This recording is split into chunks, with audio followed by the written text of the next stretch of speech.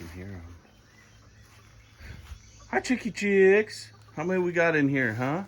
1, 2, 3, 4, 5, 6, 7, 8. Those are all the big girls. How you doing, big girls? Are you beating up on the little girls still? You need to stop that. You need to stop beating up on the younger ones.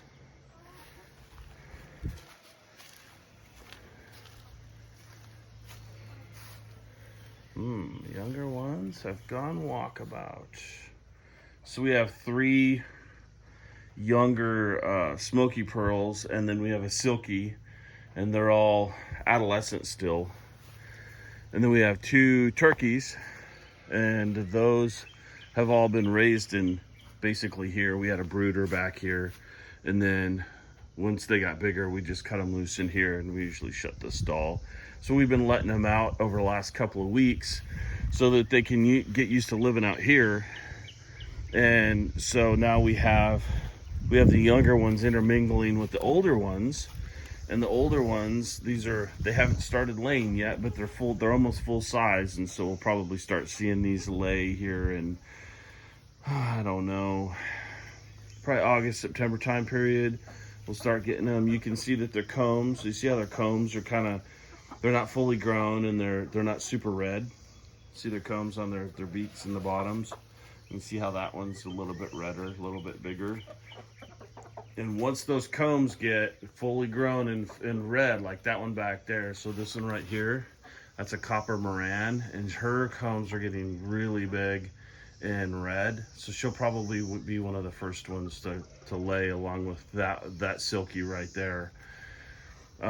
Anyway, they're essentially physically full grown. They just haven't fully matured, and they're beating the snot out of my little ones, my little smoky pearls.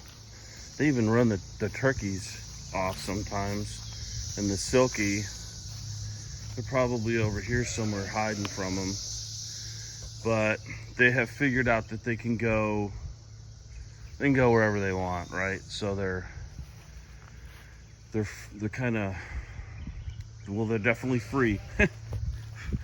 And we'll see how many we lose over time through predation, but they are getting out of the barnyard and kind of running around and eating bugs and ticks, and that's what we want. So far we haven't had any predation problems. We have had an integration problem that we'll have to work through. We'll have to get them all into the coop eventually. And I'm not sure where they're at. They're probably outie out. Chicky chick. So it's funny, I have a call, and when I want them to come to me, oh, here they are. When I want them to come to me, I just use the call, and they know it's food, and then I throw food out. You can see that there's like food pellets and stuff here, and yeah, they come. Here we go. So here are the youngins and the turkeys. Beep beep beep beep beep. Beep beep beep beep beep beep. And then the little silky. Beep, beep, beep, beep, beep. So they know if I'm here, they're safe.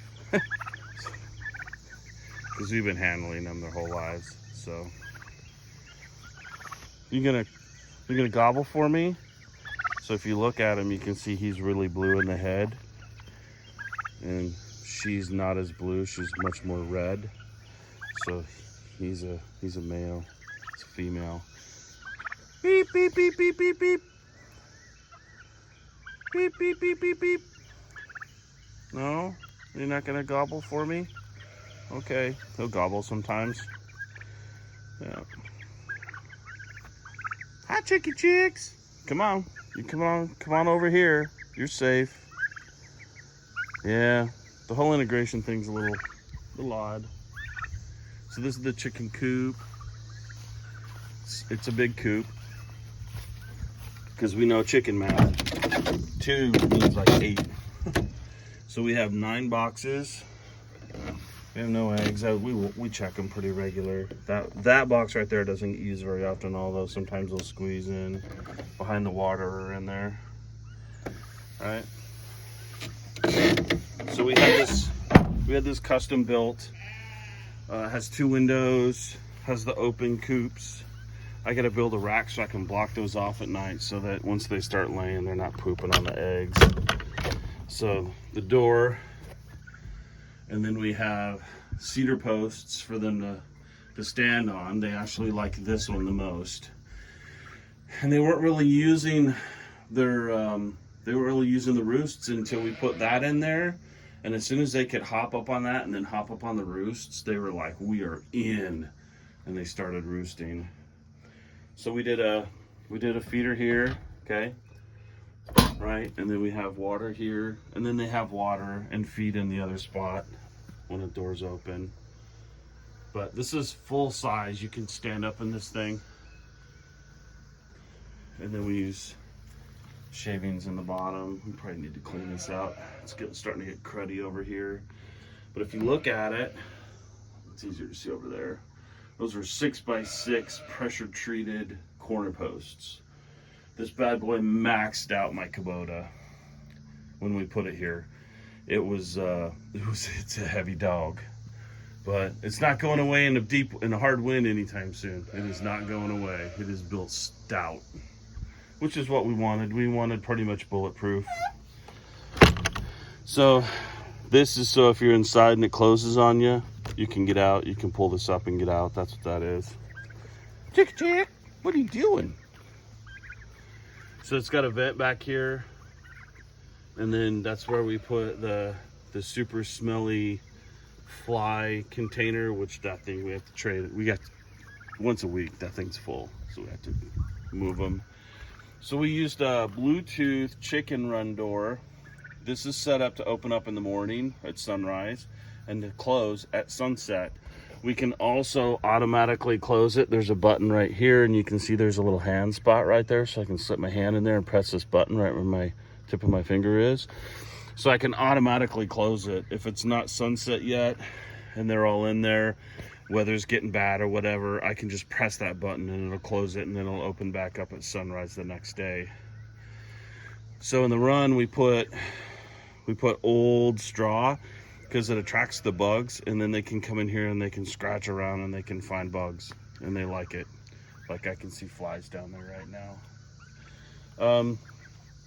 We don't really close the run at night anymore. We used to, but once we get them in here, we can close the run and we can lock the door.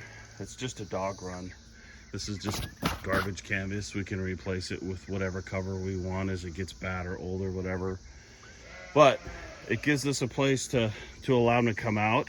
If we don't want them out in the barnyard, they can still get out of the coop, and then we can close the door and control them and contain them. We've used it as a control area for chickens that we wanted separate. Oh, there he goes. Yep, he was getting all fluffy. Oh, wow, they're both getting fluffy. Maybe they're both males.